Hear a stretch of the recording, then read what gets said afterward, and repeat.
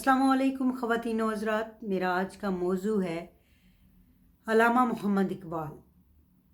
आपकी शख्सियत हमेशा शायरों से मुमताज़ रहेगी, ये मेरा अपना नज़रिया है। और हर इंसान को हक़ है कि वो किसी भी चीज़ या शख्सियत के बारे में पढ़े और अपनी राय का इजहार करे कि आपने उस शख्स या उस किताब या उस मिसरे या उस गज़ल या उस शेर को या उस मज़मून को कैसा पाया और आपका अपना नज़रिया क्या है। तो ख़वातीन व हज़रात, आजकल जॉन एलिया और मोहसिन नकवी पर नौजवान नस्ल न सिर्फ गज़लें कह रही है, मज़ामीन लिख रही है, बल्कि उनके लहजे को अपनाया जा रहा है, उनकी ज़मीनों में गज़लें कही जा रही हैं। और इसमें भी कोई शक नहीं कि जॉन एलिया और मोहसिन नकवी जैसे शायर भी रोज़ रोज़ पैदा नहीं होते। ख़ासकर जॉन एलिया की शायरी जो है वो बिल्कुल एक जदीद शायरी की शक्ल में हम लोगों को मिलती है और नौजवान बहुत ज़्यादा मुतासर हो रहे हैं। अब आते हैं अल्लामा मोहम्मद इकबाल की शख्सियत के बारे में कि वो हमेशा मुमताज़ शायरों में उनका शुमार क्यों रहेगा। उन्होंने ऐसा क्या किया कि हम सोचने में मजबूर हो जाते हैं कि अल्लामा इकबाल शायरों की फ़हरिस्त में हमेशा मुमताज़ रहेंगे। तो क्यों? अल्लामा मोहम्मद इकबाल उन दिनों में मंज़र आम पे आए जब एशिया में मुसलमानों के ऊपर क्राइसिस का वक्त था और पाकिस्तान बनने के लिए जिन चीदा चीदा नामों का जिक्र आता है उनमें अल्लामा मोहम्मद इकबाल सर फ़हरिस्त नज़र आते हैं। आपने बदलते हुए हालात को भांपा और आपने नौजवान नस्ल को इसलिए मुखातब किया अपनी शायरी में कि आप जान चुके थे कि आने वाले वक्तों में अगर इस वतन को संभालना होगा तो वो नौजवान नस्ल जो परवान होकर ओहदेदार बनेंगे या एक माशरे के सतून बनेंगे, उन्होंने संभालना है। लेकिन आप अल्लामा इकबाल की शायरी जब भी पढ़ेंगे, हर पढ़ने वाले को वो 50 साल की आगे की शायरी नज़र आएगी। आपने जिद्दत, आपने तब्दीली, आपने मज़हब, आपने माशरे, हर पहलू को अपनी शायरी में जगह दी। आपने इशारे किए, इशारे ऐसे दिए आपने कि आप किस तरह अपने आप को महफूज कर सकते हो, दुनिया के साथ किस तरह कदम से कदम मिलाकर चल सकते हो। आपने शायरों को, नौजवान शायरों को, आपने नौजवानों को, आपने तबक़े फ़िक्र के हर इंसान को मुखातब किया है अपनी शायरी में।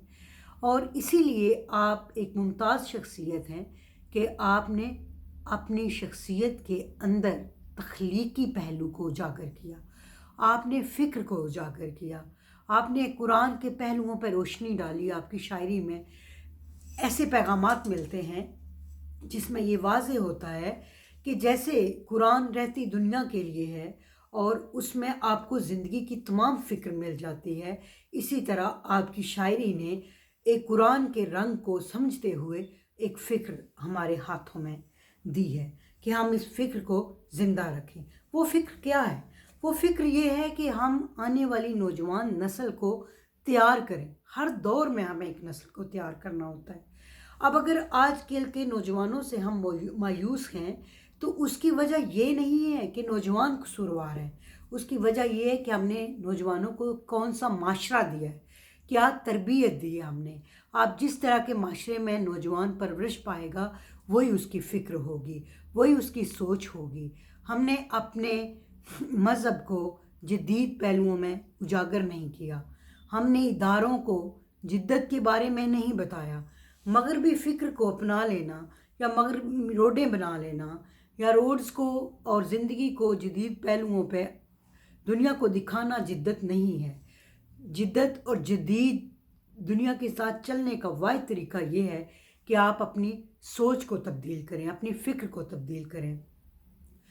जिस तरह के इदारे बच्चों को तालीम देंगे, जो मज़हब पर प्रचार करेगा भाईचारे का, रवादारी का, मसावात का, या तालीम वो चाहे मस्जिद के अंदर दी जा रही हो या स्कूल के अंदर, जो तालीम दी जा रही है बच्चे को, बच्चे की सोच उसके मुताबिक परवान चढ़ेगी।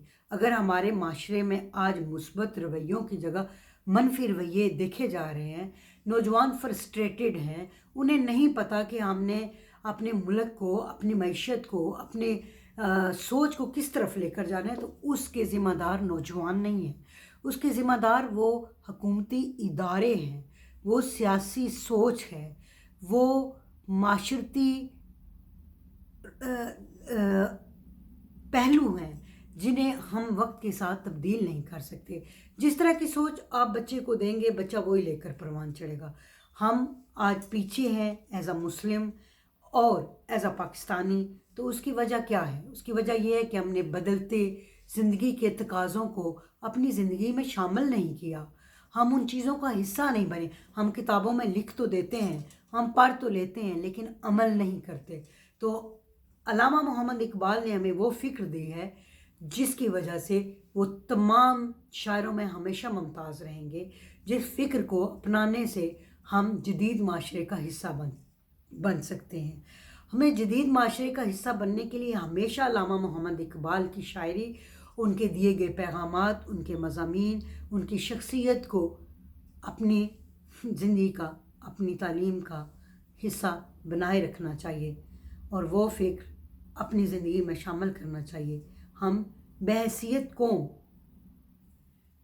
ایک اچھے انسان تبھی بن سکتے ہیں جب ہم اپنی سوچ کے پہلوؤں کو اجاگر کریں گے، مثبت رویوں، ہم عملی طور پہ جدت کو لے کر مذہبی تعلیم کا پرچار کریں گے۔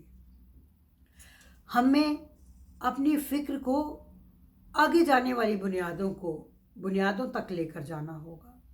ہمیں اپنی فکر کو ایک وہ مقام دینا ہے جہاں ہم اس دنیا کا مقابلہ کر سکیں، چاہے وہ سائنسی لحاظ سے ہو، چاہے وہ معاشرتی لحاظ سے ہو، چاہے وہ تعلیمی لحاظ سے ہو۔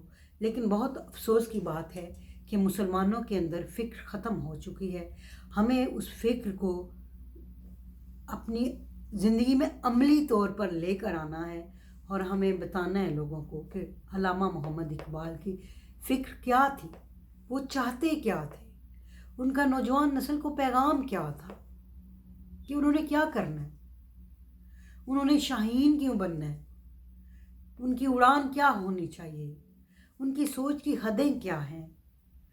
علامہ اقبال وہ تخلیقی انسان تھے جنہوں نے اپنی شاعری میں ہر پہلو کے اوپر روشنی ڈالی اور ہر اس چیز کو تخلیق کیا جو ایک عام انسان کی رسائی سے بہت دور ہے۔ تو فکر کے حوالے سے علامہ محمد اقبال ہمیشہ ممتاز شخصیت ہی رہیں گے اور رہتی دنیا تک شاید ہی کوئی شاعر وہ حیثیت حاصل کر سکے جو علامہ محمد اقبال کو حاصل تھی۔